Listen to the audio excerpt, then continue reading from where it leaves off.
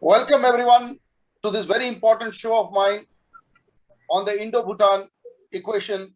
Basically, I would say the people to people equation, the ability of enterprise of India and Bhutan, the great potential that we have between our two people.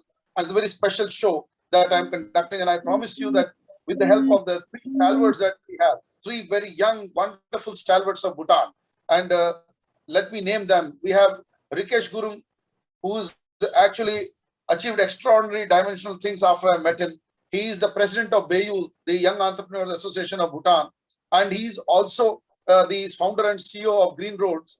And Green Roads have done extraordinary work in bringing this, I would say, plastic integrated roads into Bhutan, and they've done great work there. He also came and he was recognized by none other than our present minister, Nitin Gadkari ji, who is one of the top ministers, after Prime Minister Modi, if you say, Nitin Gadkari is a top minister, and he came and received an award from him in Nagpur, and I'm very proud that Rikesh is not also into AB Ventures. He's the founder of AB Ventures. He will tell us what they do, and it's wonderful to have this type of an entrepreneur who's come from the grassroots, and it all started with a startup center where India has a very small role of providing some resources, but these young people, especially Karma Yonten and Rikesh Gurung, and also the younger one who comes all the way from fluid soling and does like Karma JIGME. They are examples of success who are today with us. One in the solar arena, which is Karma JIGME, who runs, his company was earlier called Jatu Batik Solar, and they changed the name in between. I don't know whether the same name or you change the name. You change the name. And they have done a lot of work on rooftop. He was doing solar thermal. Now he's gone into solar photovoltaic as well. And so that's a good beginning he has made. And this we discussed in January 2020 when I was talking to him, when the Honorable Minister for External Affairs, Loknath Sharma ji, Leonpo Loknath Sharma ji was our chief guest. And we recognized people in Bhutan, and one of the people who got recognized was Karma JIGME himself. So congratulations, the third person. He needs no introduction. He is our youngest lifetime achiever for MARKENOMY Awards. He received it a couple of years back in Mumbai. It is Karma Yonten, who is a revolutionary in waste management, and I see a brilliant idea. He's also a mind who the world must know more. So Karma JIGME, Karma Yonten, welcome you, and as well as Rikesh Gurung, welcome you. We're very happy to have you with another stalwart lifetime achiever of India, KHAZANCHI Saab, who's got the highest civilian honor in Bhutan, which is the DRUK THUKSEY. So welcome all of you, my friends. So my first question, I thought I will start with Rikesh. Can we see if Karma is there? Karma Yonten is there? Acha, he's coming. Okay, let me begin with Rikesh, because Rikesh, what is the magic? What have you done? After 2 years, I'm seeing you have got so many different ventures, and you were very active before, but now I see, my God, what a biodata. What extraordinary things you have done, my friend. Thank you so much, Professor. And really good to see Sir KHAZANCHI sir after a very long time, and Professor Iyer, Karma JIGME sir, Mr. Karma Yonten. Yes, this past 2 years has been little, really, I've been really active in, starting up with one more company called EB Ventures. Then I got this offer to join some CSOs and state-owned enterprise as board of director. So I think it's all the hard work, good wishes, encouragement, like yourself, Professor. You've been encouraging and pushing me a lot. So these are all, because of the hard work that I put in. And then the voice that I've been raising for the last couple of years to promote entrepreneurship, green environment structures, so many things. So yes, I mean, it's all the hard work that I've been putting in, Professor. Yeah, people knew you from your Green Roads in the past and the work that you did there. But I'm astounded that Green Bhutan Corporation Limited, you're also you're a director on that, I believe. Yes, yes. So can you tell a little bit about that? So this GBCL that I've been appointed as an independent board of director by the Royal Government of Bhutan, the cabinet minister. So I sit as an independent director. I have two more directors who are basically from the government. So it is an honor and a very proud moment for myself as a private individual to be there as an independent director. And I think they chose me because I have this wide range of say experience in green structure, with the green road that I'm working with, and mainly the struggle that the SOE currently facing at the moment in Bhutan is the sustainability part. After a couple of years, when the government financials gets exhausted in SOE, they have to resort to coming up with new business ventures just in order to sustain the SOE. So that is one reason why I have been chosen there, and I am really excited to be part of this green cooperation. And then we are coming up with new activities. For instance, we are also coming up with a very big water wall in Bhutan, which will be first of its kind. And then the pandemic has really affected the tourism sector. So once this is open, I don't know when, but we're hoping it very soon. So these are the plans that we have. I will share more about GBCL and EB Ventures later on. Thank you. Yeah. So let me get Karma Yonten is in. Can you hear me? Yes, Professor. So good evening. Yes, my dear darling, Karma Yonten. Your success is extraordinary, because I think your story is an extraordinary story where you have innovated, converting waste into useful resource. Waste as a resource literally has been shown. If it's not an adjective on top of adjective, I would say I have not seen any people in India doing the work that you are doing. I'm sorry, I'm using this language, but I'm saying, okay, people talk a lot, but actually ground action. I'm saying Karma is a very interesting character. You are a personality who should be celebrated worldwide for your work on waste and converting, especially plastic waste, into useful resource. Please tell the audience how you went about it, and a little brief on what is the innovation that you are bringing into this sector. How waste is a resource.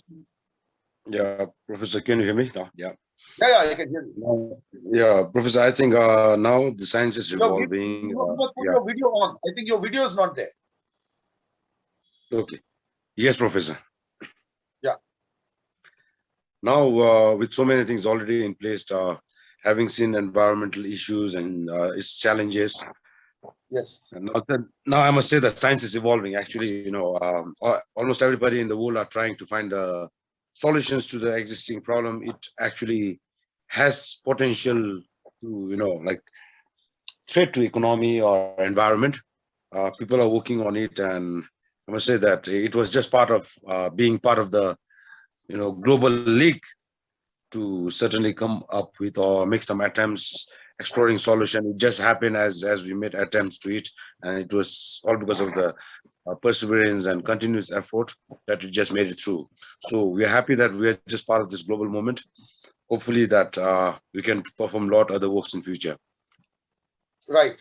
No, the most innovative part I found is you went to a solution of converting plastic into material related to plastic.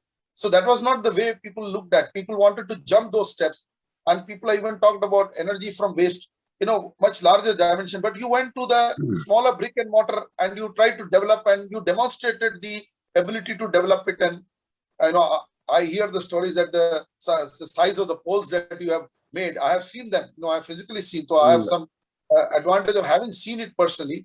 So this is something innovative. I have not seen these products even in India, my friend. Well, Professor, we have to come up with our own local innovation, because it's not the same case like in other part of the world. Our case is very different. Right. When talking about WTE, we cannot have it done waste to energy plants here, because the volume should matter, right? Is actually the main formula for waste to energy plant. And a small city, a wonderful city like Thimphu, and a country like Bhutan, not so much in volume when it comes to generation, so we have no actually much of options or alternatives to do real big things, or things that have been already invented or been rolling or executed or happening all across the world, right? So as a small economy, we had to a small country with a very less volume of waste generating, we had to find our own way out. So it just became part of it, actually. That's it, Professor. Yes. Yeah. So now let me bring Karma Jigme as well quickly in the first round. Karma Jigme, you when we met, like it was very early days for solar. Hydro was the hero. And, I remember so many times we both have discussed that solar could be the way forward, because hydro takes little time. Solar could make the private entrepreneurs come into, because we saw from 2008, it was only a bilateral deal between India and Bhutan. And so the entrepreneurs of the small, I would say small and medium entrepreneurs had no opportunity in the hydro development. But I see great opportunity with RIKESH doing great work, I think, for even project construction, for construction opportunity in hydro. I would recommend people like RIKESH to be given opportunity. Karma, RIKESH, you guys can make a team and you can do some projects, and probably you can have the first Bhutanese enterprise trying to build smaller projects, hydro projects. That could be possible. I see potential in you guys. But before that, let Karma, who has done extraordinary work in solar, and I have not seen another person in Bhutan doing dedicatedly work on solar like Karma Jigme. Karma, what was the way you went forward? Because I think you involved earlier with SUCAM, and later on, I think you have diversified. You have tried to deal with a lot of other people and tried to find your own solution in your own way. Please tell us about that. Okay. Good afternoon, everyone. Firstly, it's an honor to be with KHAZANCHI sir and you. You all have been a mentor for Bhutan, and I think my two colleagues have done a wonderful job. And it's good to see that so many things are growing. And Bhutan being in the landlocked country, we face a lot of challenges. But nevertheless, the hydro was the main key thing for Bhutan. And still now, Bhutan government and the people still think hydro as the most important source of income for Bhutan. But due to the climate change and the glacial thing, it was also looking at other energy sources to look at. So I take solar forward as not trying to compete, but as trying to complement the hydro energy. And looking at it from the beginning, we are left with so many sunshines in winter, and we were doing nothing, and we were importing electricity from India. So to go away beyond that, it was a challenge. And I think during the 2010, 12, 2013, 14, I think solar was still expensive. But from 2015, 2016, solar has turned around like anything. And thanks to the global giants like India and China, who has been our biggest neighbors, and they have gone drastically to that level. And India having one of the biggest solar plant, which is very good for us to look at, and even for China to be the manufacturing hub for the renewable energy and the the silicon and everything. So Bhutan being a small country, I think we can complement and we can learn from that. And I have done a project on the solar grid tie. So the grid tied solar is a wonderful thing for Bhutan, because our grid by the hydro is very it's reliable, and it's something which we have been through with the cheap electricity that we have. But nevertheless, it's always about utilizing the energy resourcefully. And looking at the sunshine that we have here, it has shown that we can do a lot. You can complement the energy, and we can export the extra energy which is generated from the hydro to India. And by having the solar generated during the daytime.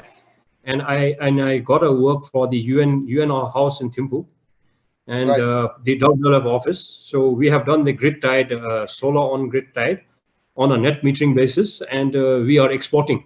So in the process, the solar, the energy is also going through policy changes, and there are a lot of important and very new changes, changes coming in the renewable energy. So I would love to have more people, more Bhutanese people trying to venture into solar. For sure. I'm one of the pioneers. I think I alone cannot do, but we need to have like-minded and energetic people like Karma and RIKESH and the others, like what you have said. It's always about building a team and moving forward. And what I see is, I think, like what Karma Engine had already said, I mean, these are all proven technologies, and if we do it, we can do it with ourselves, you know. So we would love to get the knowledge transfer from India and from outside, but we should do it ourselves through the experience from hydro. That is what I have realized, that in solar we should do it ourselves, and the turnaround time for solar is very short, and we can get the returns at an earlier stage. And also it can you know, like the hydro has been facing a lot of the changes in terms of the geographical you know, situations, but solar is wonderful, you know. We can just build on and have a wonderful thing. So with my experience, we are on a process just now doing a pilot project for the DRE, and the Department of Renewable Energy is also moving forward. So they are looking at net metering system. They are also looking at, in terms of the houses in Thimphu, the buildings in Thimphu, where we can have solar. And I think we have quite a lot of megawatt projects in Thimphu itself. We don't have to look for land. We have the tin roofs, and our tin roofs are not being used. So that is one of the area where DRE, Department of Renewable Energy, is looking forward and looking for alliances from the neighboring and the outside, and to work as a team. We would like to have the knowledge transfer from the experts, and like what you have rightly said, we can do all small projects, and I think doing small, we learn the mistakes, and we can do bigger projects later on. So I think we have a lot of potential in Bhutan, and with the solar on-grid system for the UNDP, I have a real-time track on my thing goes well. I think they're going to get back the money within maybe 10 years. Okay, wonderful. Or 8 years. And looking at the lifespan of solar, it's going to offset everything. Okay, then I think I'll not talk much, because I think you know, there are a lot of things we can discuss. I want Khazanchi Saab to tell me how does he feel? You know, these were the young people who used to come to our forums, and today these people have achieved some extraordinary heights, you know, in these few years. You know, they've done wonderful. So what is your word, Khazanchi Saab, for these people now? As a very senior man and with the highest honor from and the Honorable Fourth King, you know, the Honorable DRUK THUKSEY, you received the highest honor of DRUK THUKSEY from there. I want your view on these three people who are on the show today. You know, we feel proud about it, isn't it, sir? Professor Iyer, I know a little bit of your voice issues are there. Please go ahead, sir.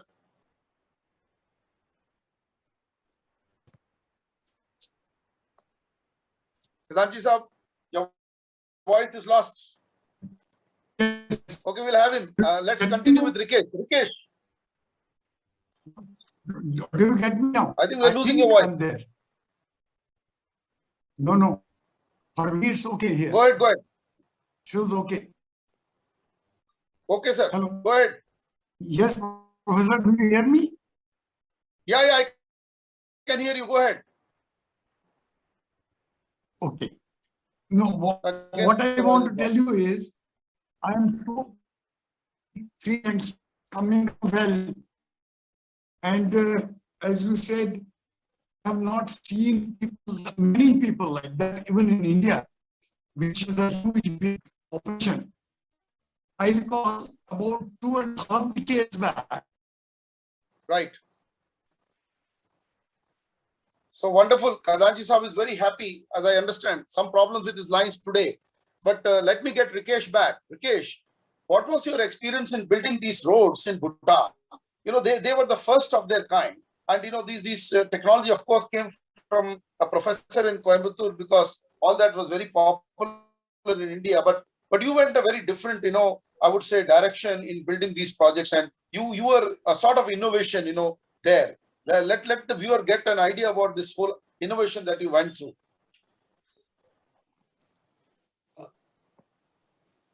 Yes, Rikesh ji. Plus, so it's a really long story, Professor. But just to cut short, I was in Chennai for my degree in the year 2003. Right. It was fate, and I was maybe destined to start this plastic road here in Bhutan. So somehow the first plastic road was being laid in Chennai, and I was there at the site. And then somehow I also met with the inventor, my Guruji, my mentor, Dr. R. Vasudeva. And straight away I told him that I fell in love with this technology, and I said to him that this is something that I'm going to go back to my country and start implementing it. But having said that, it was very difficult because it was a patented technology, and of course the climatic condition of India and Bhutan is very different, especially when you compare the north and the south of India. So there were some tweaks and processes had to be changed. So even after my college, 2007, I stayed back for another 3 years. And then, I actually was traveling to Madurai. I was learning from Doctor himself. And then somehow 2010,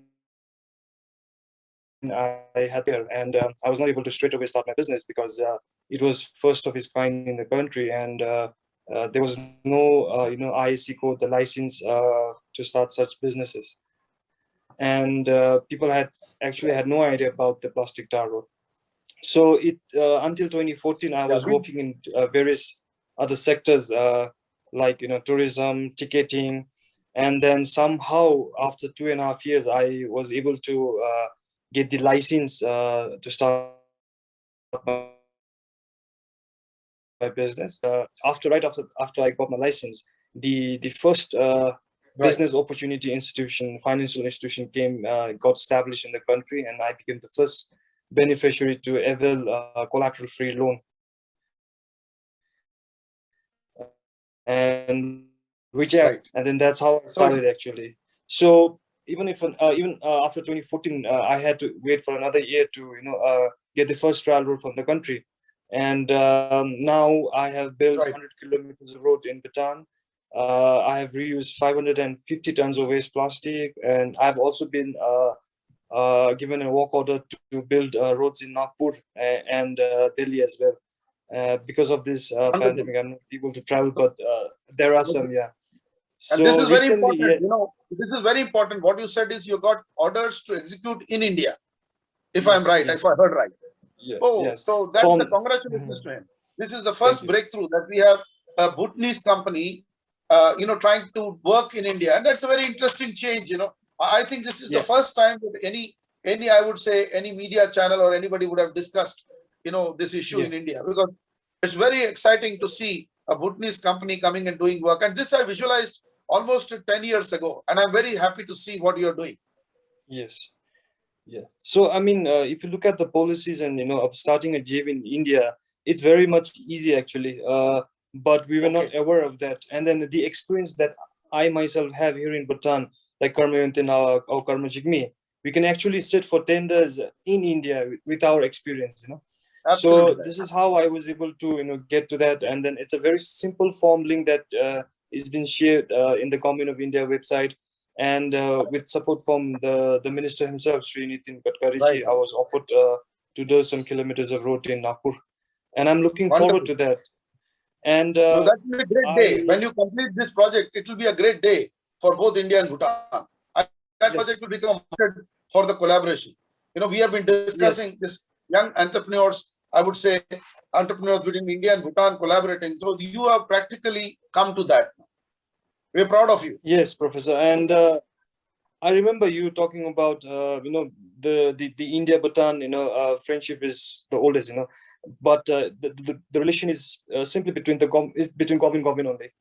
What we are trying to do is, build this people relationship across the borders. Of course, we have, but I think the bonds will be much stronger when we work together for a very common purpose. And as you know, we import almost everything from India. And I think, we treat you as a big brother. So I definitely look forward for collaborations with Indian companies. And with Nepal, I was able to train these two very dynamic, hardworking Nepalese engineer who came to Bhutan in 2018.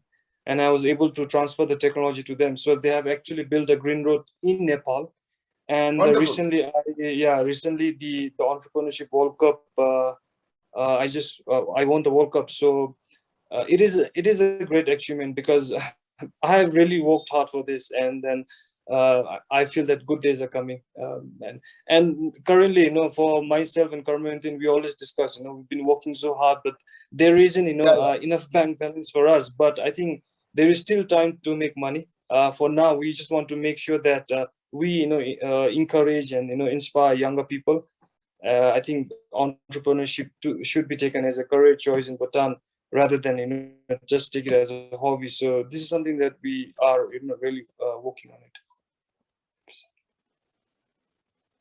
Yeah. I think I'll stop. So Karma, now Karma Yonten, my great friend, Yes, Professor. So challenges in a very unique way, and I want you to tell us how you overcome this challenge, including financial, including infrastructural bottlenecks, and you were early bird in showing way for waste management in a new way. So now I hear you want to make a bigger waste management association in Bhutan. So our challenge. Yes, Karma Yonten, my friend. Professor, Professor, this is an industry that needs some attention, and it took us, we had our own shares of difficulty to draw attention, because people didn't thought it's going to be a big issue, that is the only reason it took, we were facing difficult time to actually seek the necessary attention, but it just happened and it took time. I must say the only troubling thing for me has been, it took quite a lot of time than I thought. But as I said, perseverance was there from our effort. So we just managed to draw enough attention then. When it comes to difficulty of for financing models, now things are very much better than as used to be. Maybe Right. I take it old, now things are better. Financial mechanisms are there whereby if entrepreneurs have green ideas or any ideas, actually that can reduce or substitute our imports, and more than that, if we can, set up industries that can really contribute to economy. There are a lot of government funded schemes which is being developed now. But yes, during our time, it was quite difficult. So that was the main problem for me, but we somehow tackled it, and we took almost 5 years to reach out to financial institution to actually to finance our business models, and that difficulty was there. That is, I think, it happens everywhere. But now the best part is, as I said, that because of many people like us, now there are a lot of windows open for entrepreneurs, which is happening. Yes, Professor. Over So to you, it's Professor. wonderful, Karma. What I see in all of you is you guys face the challenges. You are a new set of entrepreneurs. You are not from, I would say, there is an old club of entrepreneurs in Bhutan, but you belong to the new club. I remember we went to that meeting in a restaurant, and all of us met for the Indo-Bhutan Entrepreneurs Alliance, which we visualized as a free-for-all. We don't charge anything, and you're all part of it. There's no fee, nothing. It's still there, and you are one of the early birds, and I'm very happy that that particular Indo-Bhutan Entrepreneurs Alliance idea of ours under ENERTIA Foundation, I see RIKESH and all are carrying forward. And, Karma Yonten is one of the great leaders. I would say he's a man who goes back. Yesterday also he was telling he wants RIKESH to be there, let RIKESH speak. So he's a very reluctant speaker. So I believe that we should get people like Karma Yonten, Karma JIGME also to speak, and maybe RIKESH can help me to continue this, so that through the BAEyul, we make this a regular feature, my show, so that people in India, see, big opportunity is India. Let's understand. See, it does not matter. Ours is a big, you say it's a big brother. No, we are not big brother. We are elder brother. Big brother is America. Leave it to them. We are elder brother, my friends. So keep us as elder brothers, and wherever maybe RIKESH type of success can be made, maybe Karma can do some solar projects, our Karma JIGME can do some solar projects, and maybe the waste management experience of Karma Yonten can be taken back to India. This is the dream I have. This is the personal dream I have for an Indo-Bhutan equation. You people could be the masters of many such, maybe 50s to hundreds of entrepreneurs working with India. So what is the response of this idea? What does Rikesh feel about this? Last few words from all of you. Rikesh first, 30 seconds.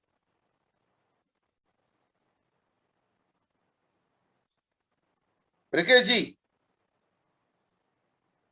we lost him. Rikesh, first your idea. How do you feel if we have 50 to 100 entrepreneurs following your route? I mean, it's really great, Professor. Yes. See, for the last couple of days, I've been having this discussion and meeting with the directors of the Entrepreneurship Development Institute of India, which has been an initiative of the Embassy of India here in Bhutan. So, right. I mean, we have already established this connection last 2 years ago when you came to Bhutan, and I'm really interested because we share the border, and then there's a big market for the Bhutanese entrepreneurs in India, and then I mean, we think alike, we get along very well. We are able to speak the language also. And then, as you know, most of us, I studied in India. I did my 11, 12 in India, my degree in India. So I'm very close, and besides the one award that I received from Bhutan, I have been offered a lot of work and awards from India. So I really look, forward, and something that is very close to my heart. I'm also trying to bring this entrepreneurship school with Lemon Ideas here in Bhutan.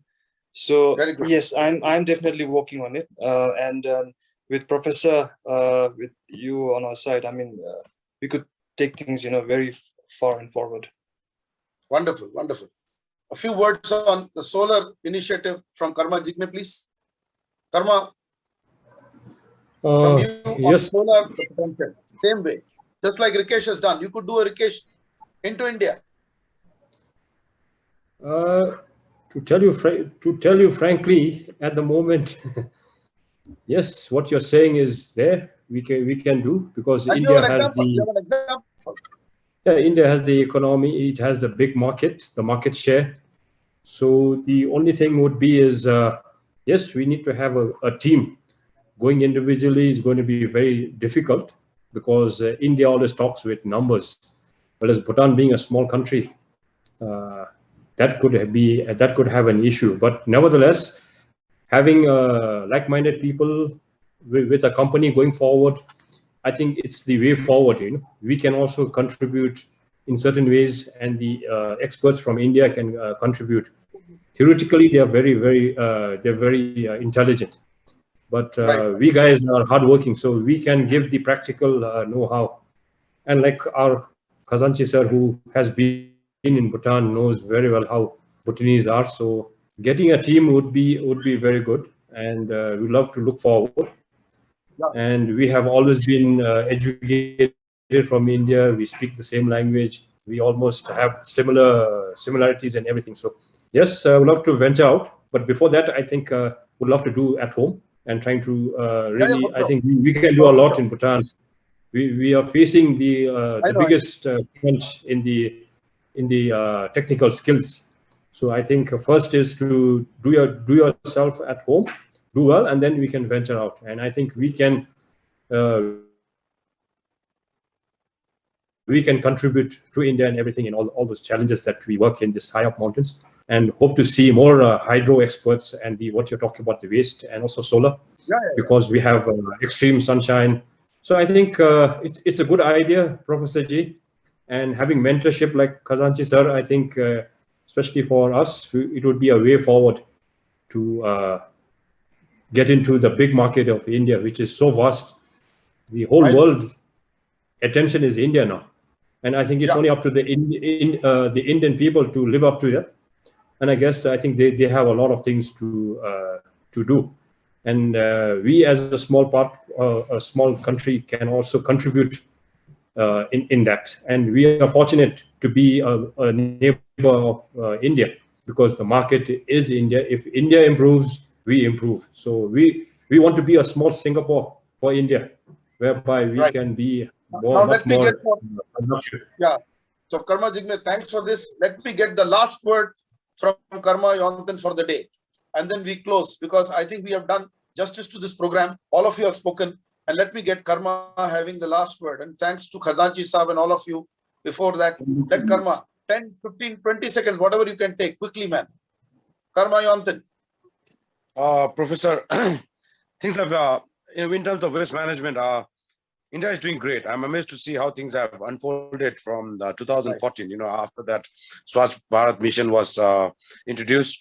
Now I'm getting to see as I refer to Times of India, I see a lot of even waste to energy projects coming up, and you're expecting, I think, by end of July, end of this July also, you're expecting one plant to be running from waste to energy.